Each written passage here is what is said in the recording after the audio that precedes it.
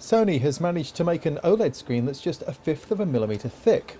The prototype screen was on show at last week's Display 2008 Expo in Tokyo and ranks as the thinnest yet developed. The 3.5-inch panel started out as a normal OLED screen, but Sony ground down the glass substrate on which it's made to reduce the thickness to just 0.2 millimetres.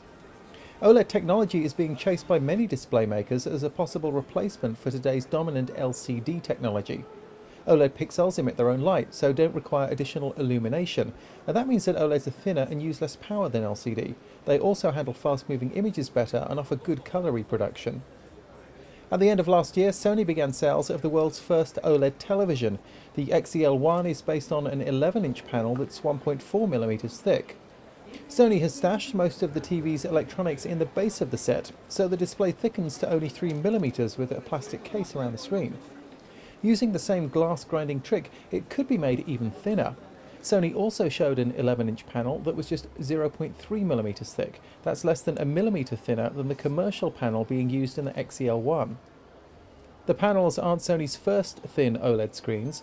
Last year it developed a prototype OLED built onto a plastic substrate, which has the benefit of allowing the screen to be flexible.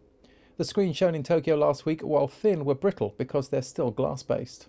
There's no word on when or if the thin OLED screens might be commercially available.